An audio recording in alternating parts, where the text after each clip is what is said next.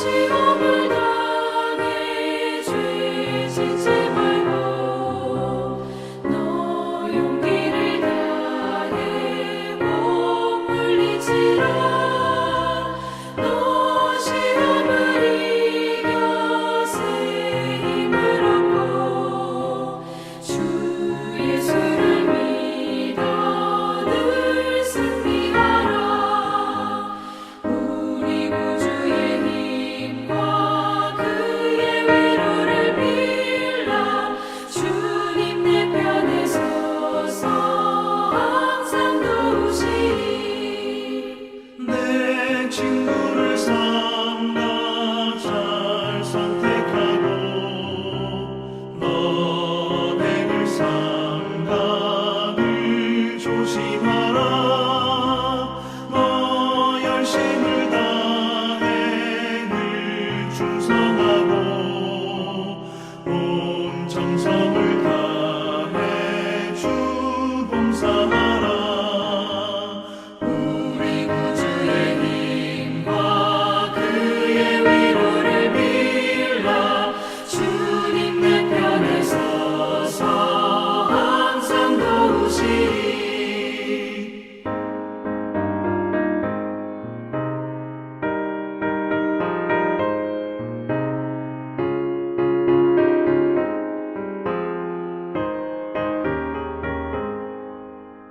잘 이기는 자는 상 받으리니 너 낙심치 말고 늘 전진하라.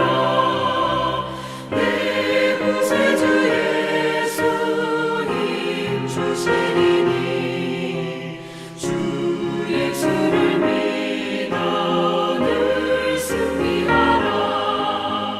우리 구주의 힘과 그의 위로를 빌라. 주님 내 편에 서서 항상 도우시리.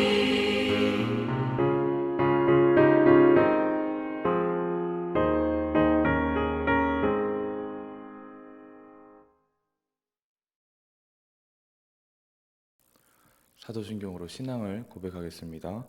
나는 전능하신 아버지 하나님 천지의 창조주를 믿습니다. 나는 그의 유일하신 아들 우리 주 예수 그리스도를 믿습니다. 그는 성령으로 잉태되어 동정녀 마리아에게서 나시고 본디오 빌라도에게 고난을 받아 십자가에 못 박혀 죽으시고 장사된 지 사흘 만에 죽은 자 가운데서 다시 살아나셨으며 하늘에 오르시어 전능하신 아버지 하나님 우편에 앉아 계시다가 거기로부터 살아있는 자와 죽은 자를 심판하러 오십니다. 나는 성령을 믿으며 거룩한 공교회와 성도의 교제와 죄를 용서받는 것과 몸의 부활과 영생을 믿습니다. 아멘. 오늘 함께 나눌 말씀은 사사기 8장 10절부터 17절까지의 말씀입니다. 사사기 8장 10절부터 17절까지의 말씀입니다. 사사기 8장 10절부터 17절까지 말씀입니다. 이때에 세바와 살문나가 갈골에 있는데 동방 사람의 모든 군대 중에 칼든 자 12만 명이 죽었고 그 남은 15,000명가량은 그들을 따라와서 거기에 있더라. 적군이 안심하고 있는 중에 기드온이 노바와 욕부와 동쪽 장막에 거주하는 자의 길로 올라가서 그 적 진을 치니 세바와 살문나가 도망하는지라. 기드온이 그들의 뒤를 추격하여 미디안의 두 왕 세바와 살문나를 사로잡고 그 온 진영을 격파하니라. 요아스의 아들 기드온이 헤레스 비탈 전장에서 돌아오다가 숫곳 사람 중 한 소년을 잡아 그를 신문함에 그가 숫곳의 방백들과 장로들 70명을 그에게 적어준지라. 기드온이 숫곳 사람들에게 이르러 말하되 너희가 전에 나를 희롱하여 이르기를 세바와 살문나의 손이 지금 내 손 안에 있다는 거냐. 어찌 우리가 내 피곤한 사람들에게 떡을 주겠느냐 한 그 세바와 살문나를 보라 하고 그 성읍의 장로를 붙잡아 들가시와 찔레로 숫곳 사람들을 징벌하고 분노의 망대를 헐며 그 성읍 사람들을 죽이니라. 아멘. 자리가 사람을 만든다라는 말이 있습니다. 어떤 직위를 갖게 되면은 그에 어울리는 모습으로 변하기 마련인데요. 이 자리가 사람을 만든다라는 이 말을 긍정적으로도 사용하는 반면에 또 부정적으로도 사용하는 경우가 있죠. 원래는 참 성실하고 겸손했던 사람이 높은 지위에 올라가게 되니까 교만하게 되고 건방져진다라는 어떠한 부정적인 의미로도 사용되곤 합니다. 이 성공을 경험한 사람들 또 자신이 원하는 지위에 올라간 사람들이 가장 주의해야 할 것은 이 처음의 마음을 잃어버리지 않고 교만해지지 않는 것입니다.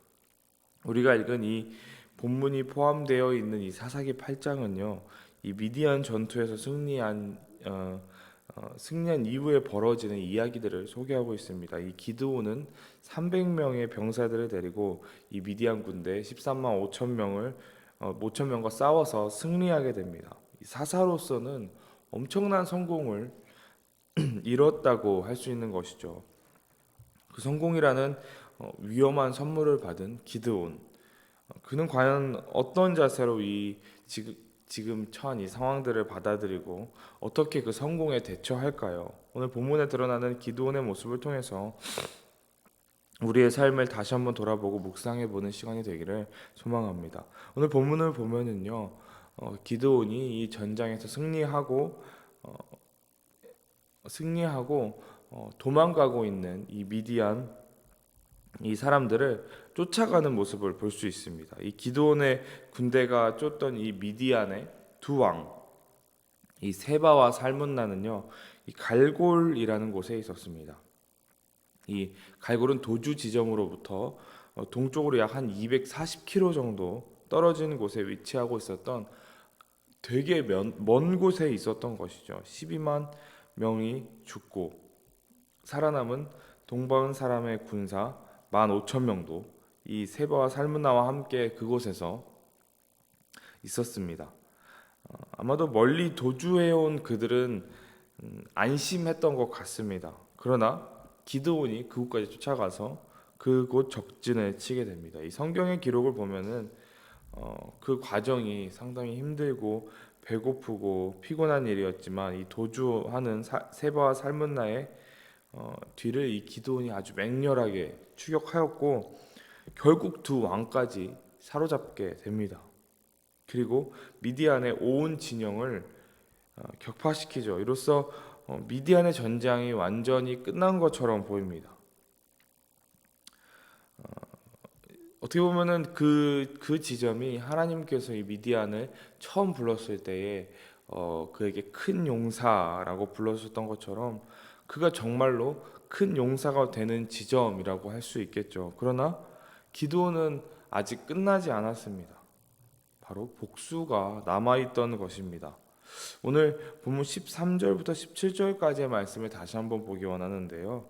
13절부터 17절까지의 말씀 함께 읽겠습니다. 요아스의 아들 기드온이 헤레스비탈 전장에서 돌아오다가 숫곳 사람 중 한 소년을 잡아 그를 신문하매 그가 숫곳의 방백들과 장로들 77명을 그에게 적어준지라. 기드온이 숫곳 사람들에게 이르러 말하되 너희가 전에 나를 희롱하여 이르기를 세바와 살문나의 손이 지금 내 손 안에 있다는 거냐. 어찌 우리가 내 피곤한 사람들에게 떡을 주겠느냐 한 그 세바와 살문나를 보라 하고 그 성읍의 장로들을 붙잡아 들가시와 찔레로 숫곳 사람들을 징벌하고 분노의 망대를 헐며 그 성읍 사람들을 죽이니라. 이 기드온이 미디안 전장에서 돌아오다가 이 숫곳에 이르게 됩니다. 그곳에서 한 소년을 잡아서 숫곳의 이 방백들과 장로들 77명의 정보를 알아냅니다. 이 세번역 성경에서 보면은 이렇게 말합니다. 한 명을 포로로 잡아서 캐물었다라고 번역을 하고 있습니다. 이 기드온이 그렇게 한 이유는 이 숫곳의 리더들을 찾아내서 이 들가시와 찔레로 징벌하기 위함이었죠. 그리고 또 숫곳을 징벌한 이후에 분우엘의 망대를 헐었고 사람을 죽였다라고 성경에서는 말하고 있습니다. 아마도 이 분우엘은 숫곳보다 더 심하게 징벌했던 것으로 보입니다. 17절에 보면은 이 분우엘의 망대뿐만 아니라 성읍 사람들까지도 죽였다, 학살했다 라고 보고하고 있기 때문입니다.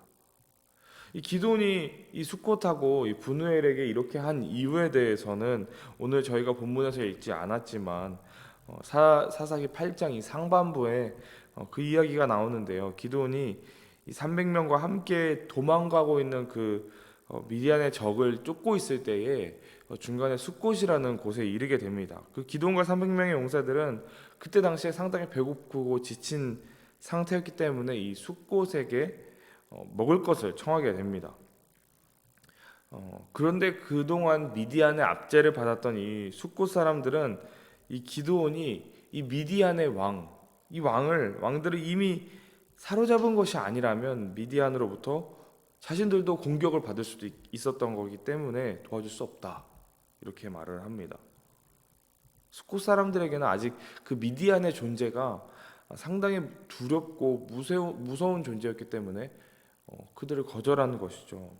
이에 기드온이 7절에서 오늘 사사기 8장 7절에서 이렇게 반응을 합니다. 기드온이 이르되 그러면 여호와께서 세바와 살문 나를 내 손에 넘겨주신 후에 내가 들가시와 찔레를 너희 살을 찢으리라 하고. 기드온이 이렇게 말하고 또 저희가 오늘 살펴본 내용과 같이 기드온은 오늘 본문 내용과 같이 그들을 학살합니다. 또한 기드온은 분우엘로 가서 그곳 사람들에게도 같은 요청을 합니다. 같은 대답을 듣고 또 분우엘 사람들에게도 복수를 한 것이죠. 물론 이 숫곳과 분우엘 사람들에게 잘못이 없다라고 말하는 것은 아닙니다. 그들은 성경의 말씀대로 나그네와 형제들을 도와줘야 합니다. 그것이 성경의 가르침이었기 때문입니다. 위험하였더라도 기드온을 고마워하고 도움을 줬어야 합니다. 같은 또 형제이지 않습니까? 그러나 이 기드온은 숫곳과 분우엘 사람들이 이방 사람들이 아님에도 불구하고 이 숫곳하고 분우엘에게 이 복수를 감행했습니다. 엄청난 복수를 한 것이죠. 결국 이 기드온은요, 동족을 죽이는 사사가 된 것입니다. 이스라엘을 구원하는 구원자로부터 그렇게 부르심을 받은 자가 오히려 이스라엘을 압제하는 자의 모습을 보이고 있습니다. 오늘 본문을 보면서 이 형제 지파 간의 이 균열의 조짐이 심화되고 있음을 우리는 볼 수 있습니다. 오늘 본문에서 보여주는 이 기드온의 반응은 정당화되기 어렵다고 저는 생각을 합니다. 왜냐하면 오늘 본문에서 드러나는 이 기드온의 모습이요, 결국 이 세상의 군주들이 보복하는 방식과 전혀 다르지 않기 때문입니다. 큰 용사가 된 기드온이 그 권력의 자리에서 약한 동족이었던 숫곳과 분우엘에 대해서 복수하고 있었던 그 모습을 우리는 바라봅니다. 오늘 말씀을 묵상하면서 우리 모두는 이 성공 이후와 어떠한 일에 대한 성취한 그 이유를 조심해야 됨을 함께 묵상하고 깨닫습니다. 우리의 삶과 우리의 성공은요, 나의 성공이 아니라 하나님의 성공이 되어야 합니다. 오늘 기도원의 모습은 약자에게 강한 모습을 보였지만요, 하나님께서는 강자에게 더 강하신 분입니다. 강자를 무너뜨리고 교만한 자를 무너뜨리고 겸손한 자를 들어쓰시는 분이 바로 하나님이십니다. 오늘 새벽 주님 앞에 나와 기도하실 때에 주님께 우리의 그 겸손함을 구하면서 기도하는 시간이 되기를 소망합니다. 그리고 우리가 주님을 처음 만났을 때에 그 첫사랑을 회복하기 위하여서 기도하는 그러한 시간이 되기를 소망합니다. 포도주 틀에서 미디안의 병사를 피해 몰래 밀을 타작하던 그 기드온, 하나님께서 큰 용사라고 그를 부르셨지만 두려움과 걱정이 컸던 기드온, 그리고 하나님을 향한 굳은 믿음을 가지고 말도 안 되는 그 전쟁에서 승리한 그 기드온이 성공의 자리에 올라가자마자 초심을 잃어버리고 자신의 욕망에 따라 복수심을 행동하는 모습을 바라봅니다. 오늘 말씀을 기억하시면서 우리 또한 우리 삶의 하루의 현장에서 나의 성취와 어떤 나의 성공을 드러내는 것이 아니라 또 어떠한 감정에 우리 계속해서 흔들리는 것이 아니라 겸손한 마음으로 그 하나님 나라 자녀의 합당한 삶을 살아가는 저와 여러분이 되기를 간절히 소망합니다. 기도하겠습니다. 사랑의 많으신 하나님 아버지, 주님 앞에 나와서 예배드릴 수 있게 하심에 감사드립니다. 하나님, 우리가 이 기도원의 말씀을 묵상하면서 큰 용사라고 불렀던 그 기도원이 성공의 전쟁의 승리의 성공의 그 자리에 이르자 자신의 욕망에 따라 약한 형제들의 어떤 숙곡과 분노에게 복수하는 모습을 우리가 묵상합니다. 주님, 바라기는 우리도 주님께서 우리에게 베풀어 주신 그 은혜를 나의 힘으로 착각하지 않게 하여 주시고, 주님께서 나에게 주시는 그 새 힘을 나의 힘이라고 착각하지 않게 하여 주시고, 항상 주님 앞에 겸손한 자의 모습으로, 초심을 잃는 자의 모습으로 살아갈 수 있게 주님 도와주시옵소서. 주님, 우리가 가는 모든 발걸음에서 주님의 향기가 나기 원하고, 우리가 하는 모든 손짓에서 주님의 손길이 드러나기 원하고, 우리가 만나고 교제하는 모든 입술 가운데에 주님의 사랑이 넘쳐나기 원합니다. 주님, 우리를 사용하시고 항상 겸손한 자의 모습으로 매일의 삶을 살아가는 우리 모두가 될 수 있게 하여 주옵소서. 주님, 오늘 궂은 날씨도 주님께서 동행하여 주시고 안전으로 지켜 보호하여 주옵소서. 감사드리며 사랑이 많으신 예수 그리스도의 이름으로 기도드립니다. 아멘. 하늘에 계신 우리 아버지, 아버지의 이름을 거룩하게 하시며 아버지의 나라가 오게 하시며 아버지의 뜻이 하늘에서와 같이 땅에서도 이루어지게 하소서.